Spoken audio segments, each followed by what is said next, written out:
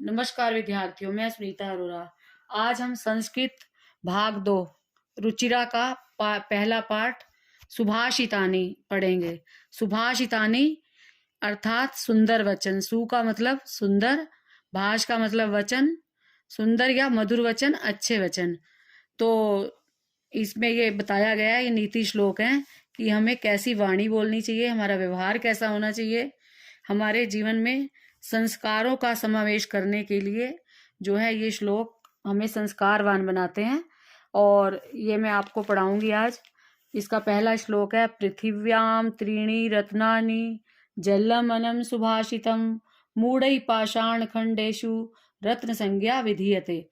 आप इसका अन्वय कर सकते हैं। अन्वय का मतलब होता है समन्वय करना, सकारात्मक, अर्थात पद्य जो दिया होता है पद्यांश, उसको गद्यांश की तरह से अरेंज करना, मतलब सिस्टम से, जैसे पहले कर्ता फिर कर्म, ऐसे करके इसको अन्वय कर लेते हैं। उसको मतलब विभाजित करके पढ़ लेना। तो इसका अन्वय होगा, जल्लम अनम सुभाषितम त्रीणि रत्नानि संति मूढ़ै पाषाण खंडेशु रत्न संज्ञा विधीयते। अर्थात पानी, अन्न और सुभाषित मतलब अच्छे वचन। एक जल, दुनिया में 3 ही रत्न है। कौन से? एक तो जल मतलब पानी, अन्न, अनाज और मीठे वचन। ये पृथ्वी पर 3 रत्न है। परंतु जो मूर्ख लोग होते हैं वो पत्थर के टुकड़ों को रत्न की संज्ञा दे देते हैं, रत्न का नाम दे देते हैं। रत्न ये क्यों कहे गए हैं रत्न? क्योंकि जल के बिना हम सोच भी नहीं सकते जीना, और अनाज, ये जो हमारी प्राथमिक आवश्यकता है। और अगर हमारा व्यवहार अच्छा होगा, हम अच्छे भाषा बोलेंगे, अच्छी वाणी बोलेंगे, तो हमारे सभी अपने हो जाएंगे। इसलिए इनको रत्न की संज्ञा दी गई है। और जो बुरी आदतें हैं उसको आप कह सकते हो पत्थर के टुकड़े। तो यहाँ पर क्या है, पानी, अनाज और जो है मीठे वचन, ये पृथ्वी पर 3 ही रत्न है। परंतु मूर्ख लोग गलत चीजों को रत्न मान लेते हैं, मतलब बुरी आदतों को यहाँ पे पत्थर के टुकड़े कहा गया है। पानी, अन्न, सुभाषित और पृथ्वी पर ये 3 ही रत्न है, लेकिन मूर्ख लोग जो है पत्थर के टुकड़ों को रत्न की संज्ञा दे देते हैं। तो ये आपको समझ में आ गया होगा। दूसरा आपका श्लोक है, सत्येन धार्यते पृथ्वी सत्येन तप्ते रवि सत्येन वाति वायुश्च सर्व सत्य प्रतिष्ठितम। इसका अन्वय होगा, पृथ्वी सत्येन धार्यते, रवि सत्येन तपते, वायु सत्येन वाति च सर्व सत्य प्रतिष्ठितम अस्ति। अर्थात सत्य के द्वारा ही पृथ्वी धारण की जा रही है, पृथ्वी टिकी हुई है।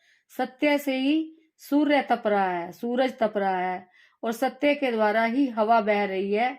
सत्य में ही सब कुछ समाहित है, सब कुछ सत्य में ही स्थित है। अर्थात ये जो सूरज है वो भी सच है, जो हवा बह रही है वो सच है, और पृथ्वी ने जो पृथ्वी भी सत्य के द्वारा ही टिकी हुई है। कहते हैं ना, जब ज्यादा पाप हो जाते हैं पृथ्वी पर, झूठ हो जाता है, छल कपट हो जाता है, तो जो है उसका नाश हो जाता है लोगों का। तो जो पृथ्वी जो है सत्य के द्वारा टिकी हुई है, अच्छे कामों के द्वारा टिकी हुई है, और यही सत्य ही सबसे सनातन धर्म है। तो सत्य की हर जगह प्रतिष्ठा होती है। सर्व सत्य प्रतिष्ठितम, सच बोलने वाले व्यक्ति का हर जगह आदर होता है, हर जगह प्रतिष्ठा होती है। तो इसका तीसरा श्लोक है, दाने तपसी शौर्य च विज्ञाने विनय ने विस्मयो नाही कर्तव्य बहुरत्ना वसुंधरा। इसका अन्वय होगा, दाने तपसी शौर्य विज्ञाने विनय नये च विस्मया नहीं कर्तव्य वसुंधरा बहुरत्ना अस्ति। अर्थात दान, तपस्या, वीरता, विज्ञान, विनय और नीति के विषय में हैरान नहीं होना चाहिए, क्योंकि ये जो पृथ्वी है बहुत प्रकार के रत्नों से भरी पड़ी है। इसमें कोई शक नहीं करना चाहिए। हमारी पृथ्वी पर बहुत रत्न कौन से हैं? जो दान करता है, जो तप करता है, जो वीर है, और जिसे साइंस की नॉलेज है, विज्ञान है जिसके पास, और जो सुंदर नीति वाला है, सुंदर नियत वाला है। तो ऐसे हमारे देश में बहुत सारे रत्न हुए हैं, महान पुरुष हुए हैं, को ही यहाँ पर रत्नों की संज्ञा दी है। इस पृथ्वी पर जिसने जन्म लिया और जो अच्छे विचारों वाला है, अच्छा इंसान है, उसे रत्न की संज्ञा दी गई है। मतलब इस जैसे पृथ्वी पर जो जन्म लेता है, और पृथ्वी ने बहुत से वीर पुत्रों को, बहुत से साधु संतों को, बहुत से वैज्ञानिकों को बहुत सारी अच्छे अच्छे महापुरुषों को जन्म दिया है। तो हमें शक नहीं करना चाहिए कि ये जो पृथ्वी है वो बहुत प्रकार के रत्नों से भरी है। अगला श्लोक है इसका, सद्धि रेव साहसीत सद्धि कुर्वीत संगीतम सद्धिर्विवाद नेत्रियम च ना सद्धि किंचित आचरेत। अर्थात इसका अन्वय होगा, जनः सद्धि स एव आसीत सद्धि स एवं संगीतम कुर्वीत सद्धि स एव विवादम च मैत्री कुर्यात असिद्धि तु कश्चित अपि न आचरेत। अर्थात मनुष्य को सज्जनों के साथ ही बैठना चाहिए, अच्छी संगति करनी चाहिए, अच्छा संग करना चाहिए, अच्छे दोस्त बनाने चाहिए, अच्छे मित्र बनाने चाहिए और सज्जनों के साथ ही संगति करनी चाहिए। सज्जनों के साथ ही झगड़ा करना चाहिए और सज्जनों के साथ ही मित्रता करनी चाहिए। जो दुष्ट लोग हैं उनके साथ किसी भी प्रकार का रिश्ता, किसी भी प्रकार का व्यवहार नहीं करना चाहिए, क्योंकि जो हमारा अच्छी संगति वाला होगा वो हमारे गुण को भी बताएगा और दोषों को भी बताएगा और हमें सही मार्ग पर ले जाएगा। इसलिए सज्जन व्यक्ति के साथ ही हर तरह का रिश्ता रखना चाहिए। सज्जन कौन है? सज्जन वो है जो हमेशा अच्छे काम करता है, ईमानदार है, मेहनती है और कभी बुरे शब्द नहीं बोलता, किसी को अपशब्द नहीं बोलता, अच्छी वाणी बोलता है और शिक्षित है। सज्जन की परिभाषा क्या है? जिसके अंदर सारी अच्छी आदतें हों, जिसको कोई बुरे व्यसन ना हो, बुरी आदतें ना हो और जो किसी के साथ बुरा व्यवहार ना करता हो। तो यहाँ पर जो है कह रहे हैं कि सज्जन की संगति ही करनी चाहिए, अर्थात सज्जन के साथ ही रहना चाहिए, सज्जन के साथ ही लड़ना चाहिए, सज्जन के साथ ही दोस्ती करनी चाहिए और असज्जनों के साथ, दुष्टों के साथ, बुरे लोगों के साथ किसी प्रकार का व्यवहार नहीं करना चाहिए। अगला है, धन धान्य प्रयोगेषु विद्यायाः संग्रहेषु च आहारे व्यवहारे च त्यक्त लज्जा सुखी भवेत।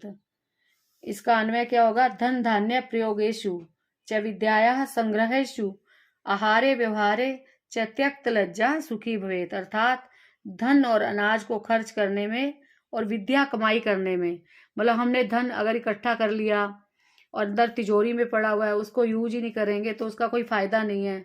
तो इस धन को यूज करते रहना चाहिए अच्छे कामों में, जरूरतमंदों को देना चाहिए। जिसके पास पहले ही सब कुछ होता है उसे कुछ नहीं देना चाहिए। तो कह रहे हैं कि धन और अनाज को खर्च करना और विद्या को पढ़ाते रहोगे तो विद्या और बढ़ती है।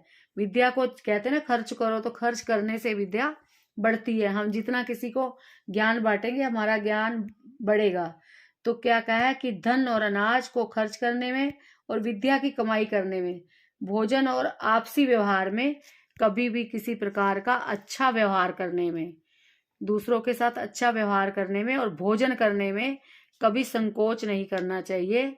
संकोच का त्याग कर देता है जो, वो सुखी रहता है। अच्छा व्यवहार करने में हमें शर्म नहीं करनी और धन और अनाज को खर्च करने में और विद्या बांटने में और अच्छे व्यवहार में हमें किसी प्रकार का संकोच या शर्म नहीं करनी चाहिए।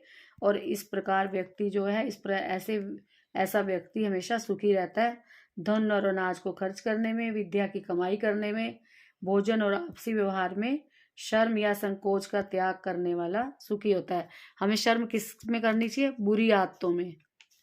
तो खाने में या किसी को पढ़ाने में या किसी के लिए, जरूरतमंद के लिए कुछ करने में हमें किसी प्रकार का संकोच नहीं करना चाहिए। अगला है, क्षमावशीकृते लोके क्षमया किम न साध्यते। क्षमावशीकृते लोके क्षमया किम न साध्यते शांति खड्गा करे यस्य किम करिष्यति दुर्जना। इसका अन्वय होगा, लोके क्षमावशीकृति अस्ति क्षमया किम न साध्यते यस्य करे शांति खड्गा अस्ति दुर्जनम किम करिष्यति।